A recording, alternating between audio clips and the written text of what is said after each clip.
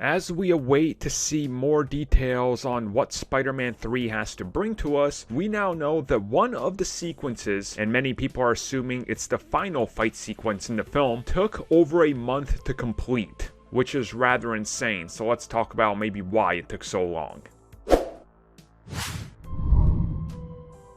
So when it comes to Spider-Man 3, I think it's pretty safe to say that it's one of the most anticipated Spider-Man films of all time. Like, yes, there was a lot of anticipation for The Amazing Spider-Man, and then the first entry for Spider-Man in the MCU, but now with all the rumors, some confirmations, and so many details and leaks in regards to the third entry for the MCU, everybody is anticipating the greatest Spider-Man thing that we've ever seen. For all we know, this is exactly what they might deliver, but we have to wait till we see the final product, obviously. In a recent interview, Tom Holland did talk a little bit about the fight sequences in this film, and specifically about how ambitious it is and what it's like. And here's some stuff he said, and I quote, "The film is incredibly ambitious, and I'm delighted to say that we're succeeding in making it. It's going really well. We watched a fight scene that we had shot a few weeks ago, and I've never seen a fight scene quite like this in the MCU. I'm really excited for the audience to see that.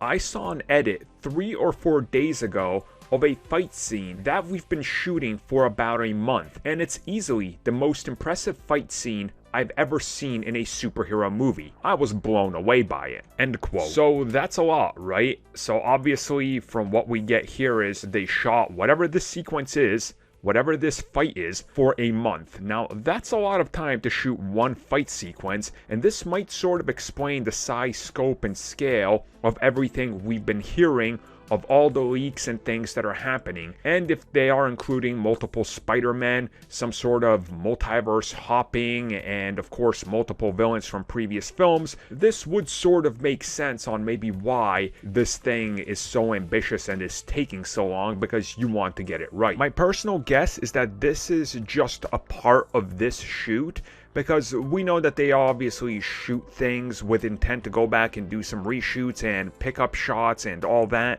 and if actors are available later on to shoot additional scenes way later on and then inject them or fully CG them and add in the post effects way later. So there's probably elements of this that he's saying that he's seen that he doesn't even know are in there because of how long this takes and the process of actually getting even pre-visualization onto the footage. So I'm excited to see what exactly he's teasing here, because it sounds pretty incredible. And if it all lines up to be what we all suspect it is, we're probably all going to be blown away by it as well.